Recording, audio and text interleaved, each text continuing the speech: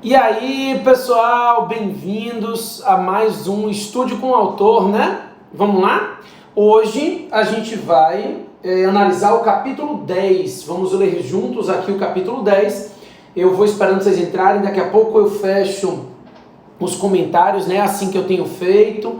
Enfim, estou esperando aí o pessoal ir chegando. Hoje o capítulo 10, ele começa aqui na página 663, tá? Então, quem está com o manual na mão, abre aí na página 663, que a gente vai começar. Lembrando que, como todas as vezes que a gente faz a nossa live, eu vou disponibilizar ao final da live um código, né? Um cupom de desconto, Mateus com TH 2020, tudo maiúsculo, Mateus 2020. Ele vai valer das 8 às 9 horas, tá? Então das 20 às 21, somente uma horinha o cupom de desconto vai estar válido, tá? Hoje eu também tenho um cupom de desconto para as isoladas do Aprenda. Dê uma olhadinha no Aprenda, aprenda.com.br/Mateus Carvalho. Eu tenho uma isolada completa de administrativo, uma isolada de licitações e contratos, uma de improbidade e uma tratando de pareceres, tá? Então, a parte específica de pareceres, teoria e prática, tá? Então, quem tiver interesse, tem um cupom de desconto para qualquer isolada do Aprenda, Mateus 10, maiúsculo, né, com TH, Mateus 10, para vocês que estão aqui na live. Estou na página 663, tratando de serviços públicos, capítulo 10. Vem comigo, vamos começar. Primeiro, a primeira página trata do conceito, né? A 663 e a 664, traz o conceito de serviço público, que é o conceito mais atual de todos, né? Então, não, as lives triplas não acabaram, a gente só precisa ver quando é que vai retomar. Tivemos aí vários probleminhas, mas vamos ver, ou na próxima semana ou na outra a gente vai retomar, eu vou deixar vocês saberem disso, fiquem tranquilos. Agora eu vou acabar aqui os comentários, como a gente faz sempre, e vamos começar a nossa análise. Na página 664, como eu disse a vocês, a gente tem primeiramente o conceito moderno de serviços públicos, né? Não é toda atividade do Estado na busca do interesse público, não. O conceito mais moderno define que serviços públicos são aqueles que cumprem 3 elementos. O substrato material, ou seja, o serviço público é uma comodidade ou utilidade material prestada ao particular de forma contínua. O trato formal, que é a ideia de que o serviço público ele deve ser prestado sob o regime de direito público. E o elemento subjetivo, o serviço deve ser prestado pelo Estado. Claro que ele pode ser prestado de forma direta ou indireta pelo Estado, né? Então, a ideia é de que se trata de uma comodidade ou utilidade material prestada sob o regime de direito público e prestada pelo Estado direto ou indiretamente. Na página 665 em diante, a gente começa a tratar dos princípios. Eu queria lembrar vocês aqui 3 princípios relevantes, não vou conseguir falar de todos, então eu queria falar de 3 princípios importantes. Primeiro, na página 666, 666, nós temos o princípio da modicidade ou modicidade das tarifas. O serviço público deve ser prestado com as tarifas mais módicas possíveis, né? Inclusive, nessa busca de tarifas mais baixas para o usuário, que inclusive se você presta um serviço muito caro, ele fica direcionado para as camadas mais favorecidas da população. Então, o serviço deve ser prestado a custo baixo, com tarifas módicas dentro dos limites do possível. E aí, nessa página 666, eu digo a vocês que nessa busca da prestação do serviço a custo baixo, né, com tarifas módicas, a concessionária, nas concessões, podem prever fontes alternativas de receita. Então, eu falo do artigo 11 da 8987, que regulamenta essa possibilidade da concessionária buscar fontes alternativas de receita como forma de reduzir o valor da tarifa. Então, para garantir esse princípio da modicidade das tarifas, o usuário pode buscar fontes, a concessionária, pode buscar fontes alternativas de receita. Com isso, ela reduz a tarifa do usuário sem atingir o lucro dela, né? Então, a empresa de ônibus, que além de cobrar a tarifa do usuário, coloca uma propaganda no fundo do ônibus e assim por diante. O segundo princípio que eu queria conversar é o princípio da atualidade. Ele está logo depois, na página 667, atualidade, também chamado de adaptabilidade. Pessoal, o serviço público deve se modernizar. Então, o prestador do serviço tem que se adaptar às técnicas mais modernas de prestação desse serviço. Não dá para prestar o serviço público obsoleto, né? Ultrapassado. E o princípio, na página 668, que é o princípio da continuidade. Em relação ao princípio da continuidade, algumas ressalvas são feitas para ele. Primeiro, o 2.8.1 aqui na página 668 fala da greve dos agentes públicos, né? Que não pode ser absoluta, o direito de greve tem que respeitar algumas regras, justamente para evitar a descontinuidade na prestação do serviço. Então, essa greve de agentes públicos é possível desde que não sejam militares e nem policiais civis. Eu botei aqui na 669 o número do RESP, né? Na verdade um agravo em recurso, que é o 654432, e nesse recurso o STF chegou à conclusão que os militares não têm direito de greve, né? Artigo 142, parágrafo 3º da Constituição, e por analogia aos militares, os policiais civis também não têm direito de greve. Então, a vedação de greve dos militares se estende aos policiais civis, é o que está aqui nessa página 669, inclusive com o julgado. Depois, eu vou adiante para dizer a vocês que o direito de greve, ele pode gerar, estou na página 671, um julgado muito importante de 2016, que está até azul aqui no livro, tá? Ó, página 671, esse pedacinho aqui, embaixo do julgado, que diz que a greve, ela não enseja o direito à remuneração pelo dia parado ao servidor grevista, né? Então, o servidor faz greve, seguindo lá as regras da Lei Geral de Greve, até que venha a lei específica, e esse servidor, no dia da greve, não tem direito à remuneração pelo dia parado, salvo quando a greve decorrer de uma conduta ilícita da administração. Então, se a greve decorrer de uma conduta ilícita, é possível sim que haja essa restrição ao direito de greve, tá? Aí, a página 672 vem tratar do inadimplemento do usuário. E aí, lembro a vocês que o próprio artigo 6º, parágrafo 3º, que está aqui na página, fala da possibilidade de interrupção, desde que haja um prévio aviso, ou desde que haja uma situação de urgência, por questões de ordem técnica ou inadimplemento do usuário. Dê uma lida aqui nessa página 672 e 673, porque eu vou pular para a concessão. E aí, quando eu entro nos tópicos de concessão, eu estou na página 681, tá? Pulei a parte de classificação. Você não vai pular, porque você tem que estudar. Mas eu tenho meia horinha para fazer a leitura do capítulo. Então essa parte aqui que trata dos serviços uti-singulo, uti-universe, dos serviços próprios e impróprios, essa classificação ela é cobrada com menos intensidade do que os contratos de concessão e PPPs. Então eu vou focar aqui neles, inclusive os consórcios públicos, né? Então, a página 681 começa o contrato de concessão. E aí, nessa própria página, eu já explico na 681 que a concessão de serviço público é um contrato que segue uma lógica bem simples. A administração contrata uma empresa, a empresa presta um determinado serviço e é remunerada pelo usuário desse serviço. Então, nos contratos de concessão, a empresa concessionária, quase que cai meu celular, a empresa concessionária é remunerada explorando o serviço concedido. Então ela se remunera cobrando tarifa dos usuários e também por meio das chamadas fontes alternativas de receita, né? Mas é a empresa quem vai explorar o serviço concedido como forma de remuneração. Nesses contratos de concessão, quem paga a empresa concessionária a princípio não é a administração, né? Quem paga é o usuário do serviço, é a exploração do serviço público delegado a ela.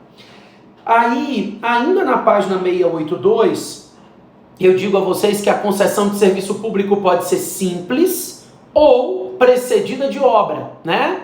Então, na concessão simples, a administração contrata a empresa presta o serviço e se remunera cobrando do usuário, explorando o serviço concedido.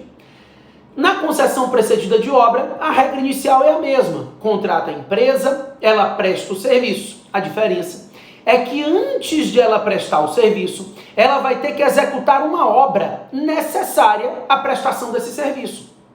Então, nesse contrato de concessão de serviço precedido de obra, eu posso imaginar que se contrate uma empresa para executar a obra do metrô, essa empresa vai prestar o serviço e depois ela vai cobrar do usuário.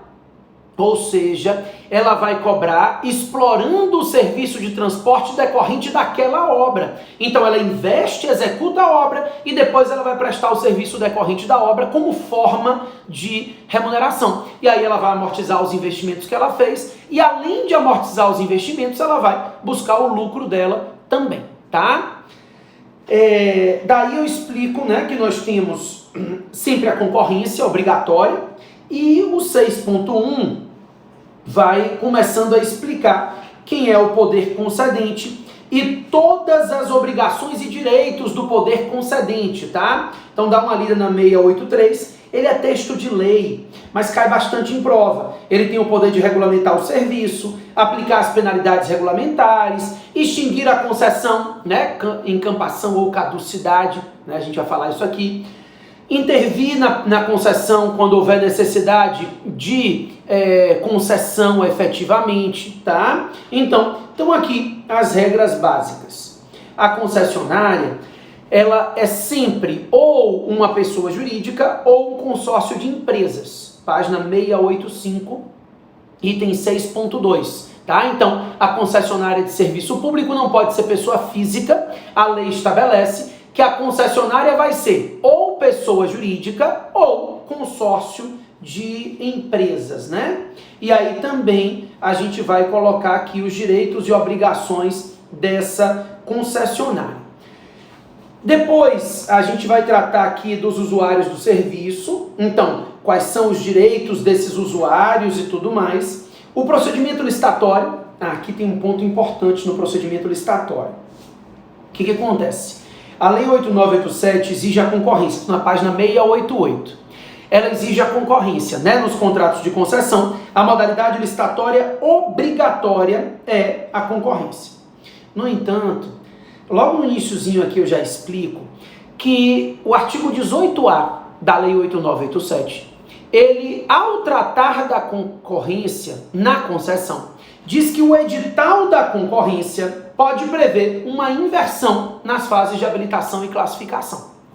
Está aqui, ó. O item 6.4 da página 688 tem primeiro parágrafo, segundo e terceiro. No terceiro parágrafo desse item 6.4, página 688, eu vou explicar a vocês isso, né? O edital, a lei, ela não inverte as fases, mas a lei diz que nos contratos de concessão, o edital da concorrência para a concessão de serviço público pode prever a inversão nas fases de habilitação e classificação.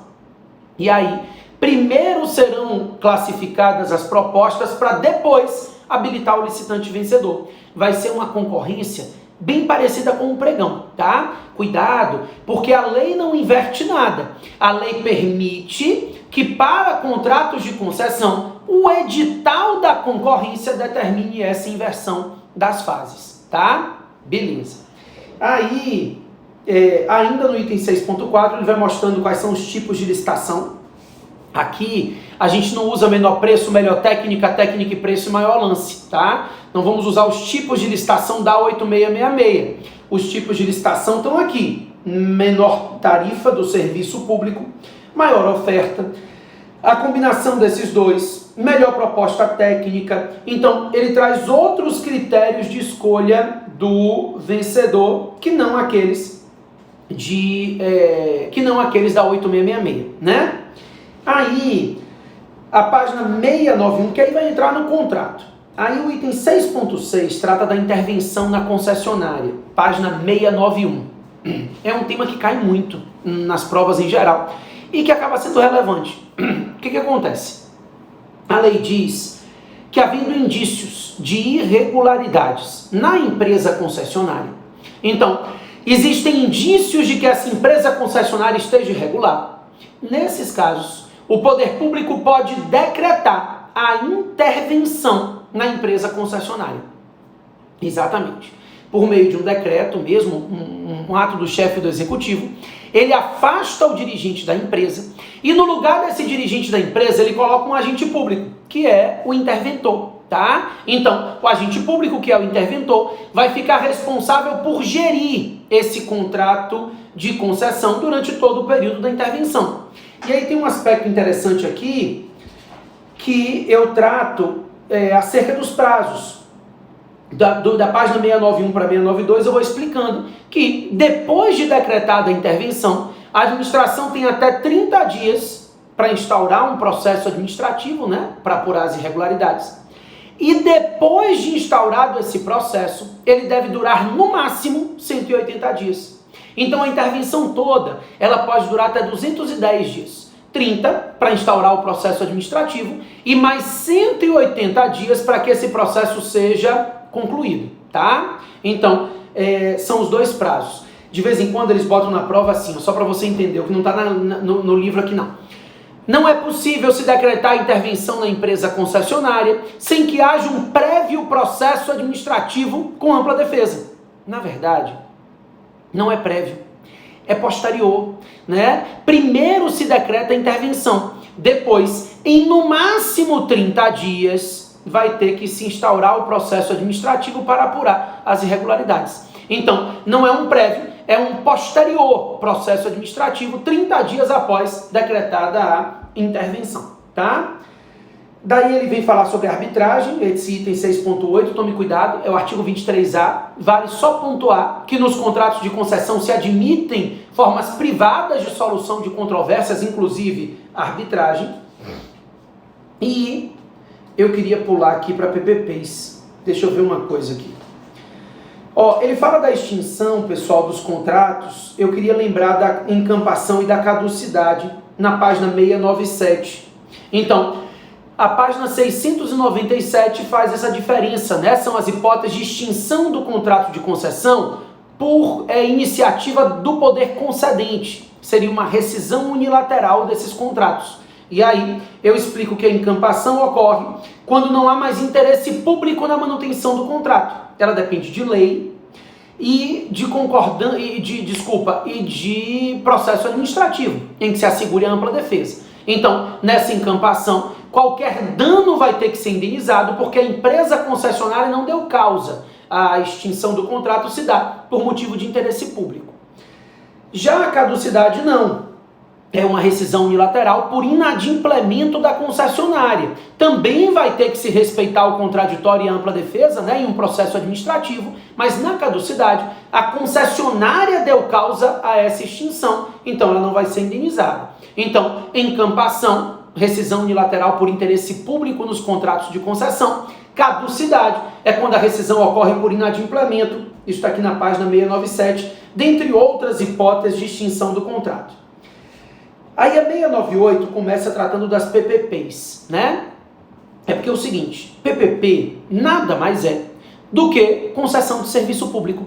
Então, parcerias público-privadas, ou PPPs, são duas novas espécies de contratos de concessão.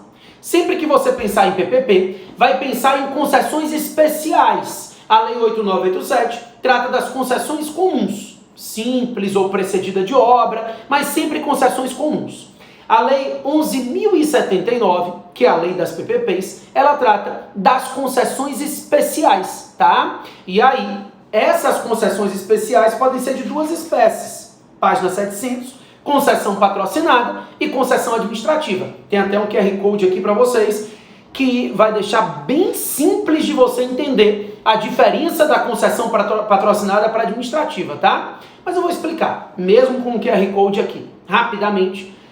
Na concessão patrocinada, a administração contrata a empresa presta o serviço, cobra as tarifas do usuário, mas adicionalmente à tarifa do usuário, essa empresa recebe também uma remuneração do Estado. Então, isso é uma concessão patrocinada. A empresa recebe uma remuneração do Estado, além das tarifas cobradas do usuário. Isso é uma forma de garantir o princípio da modicidade. Então, o Estado, né, o parceiro público, patrocina o contrato de PPP e ele paga também a empresa concessionária. A lei diz que, a não ser que haja lei específica dispondo em contrário, está na página 700 isso. O máximo que a administração pode pagar à empresa, ao parceiro privado, é até 70% da remuneração dela. Pelo menos 30% esse parceiro privado deve ganhar cobrando dos usuários. Então o máximo da administração é 70%, a não ser que haja lei específica dispondo em contrário.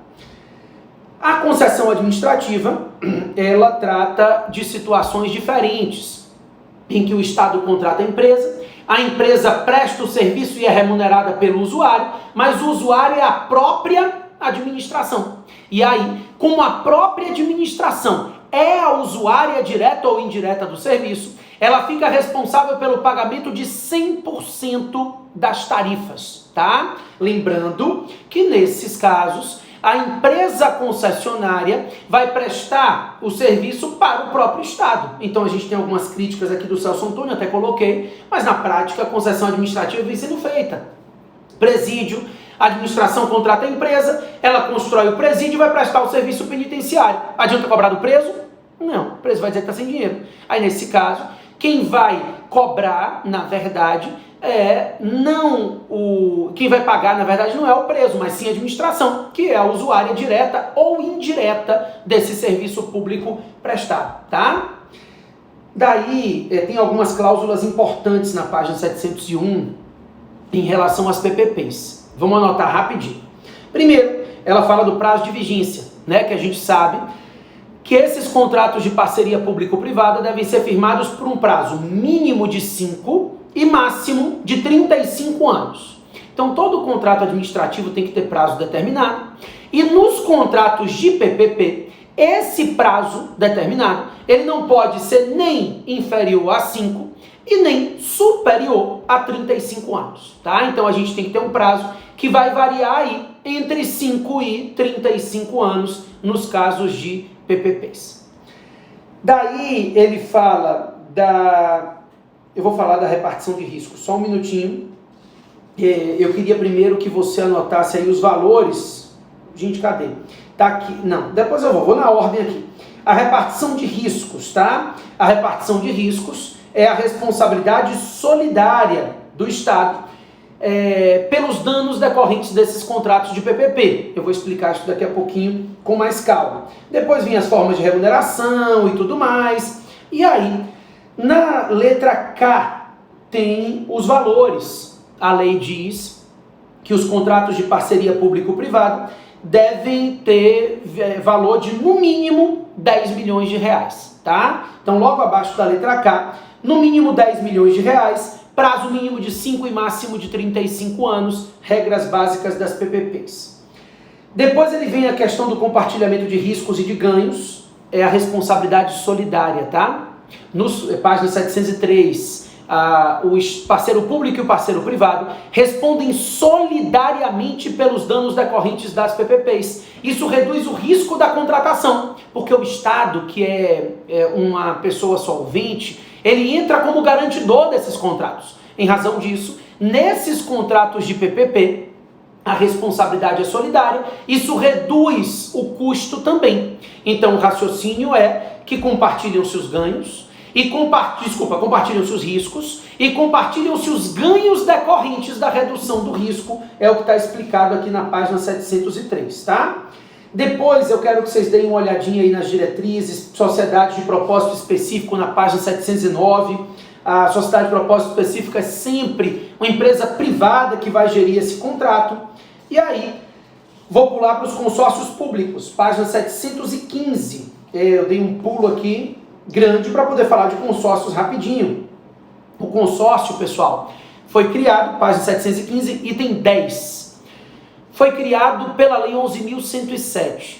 Então, a Lei 11.107 de 2005, ela trata dos chamados consórcios públicos, que nada mais são do que uma gestão associada de entes da federação, tá? Eu vou explicar esses consórcios aqui, eu tenho 5 minutinhos, vai dar tempo. Eu quero lembrar vocês que assim que terminar a live, a partir das 20 horas vai estar vigente um cupom de desconto, sempre o mesmo, Mateus 2020, com letra maiúscula. Esse cupom só vale das 20 às 21 horas, tá? Mateus com TH, letra maiúscula 2020. E o cupom para as minhas isoladas do Aprenda, Mateus 10, também com TH, também maiúsculo. O Aprenda está com vários cursos, tá? Eu estou com 4 cursos, aprenda.com.br/Mateus Carvalho. Dá uma olhadinha, improbidade, licitações, teoria e prática de pareceres e a isolada completíssima, atualizada. Eu gravei até aulas novas hoje, tá? Vamos lá. Seguinte, quando eu falo de consórcios, os consórcios públicos estão regulamentados no artigo 241, dizendo que eles podem, da Constituição, dizendo que pode haver esse tipo de consórcio.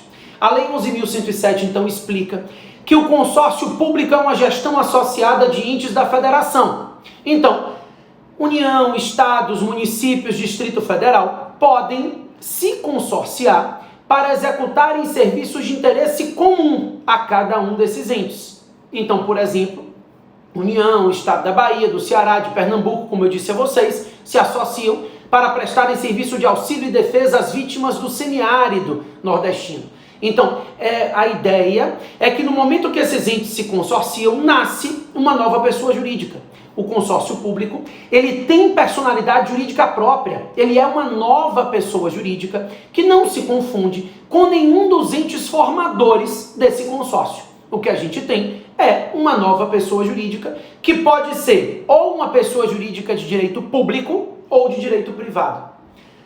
Se o consórcio for constituído com personalidade jurídica de direito público, isso está explicado aqui, deixa eu ver onde é que está aqui, eu dei um exemplo aqui, página 716, né? Se for constituído com personalidade jurídica de direito público, é a autarquia. Inclusive está aqui no artigo 41 da Constituição, dizendo as autarquias, inclusive os consórcios públicos. Então, as associações públicas são autarquias associativas. Na verdade, como as autarquias são criadas por lei, e isso está explicado aqui na página 716, na verdade o consórcio se forma assim.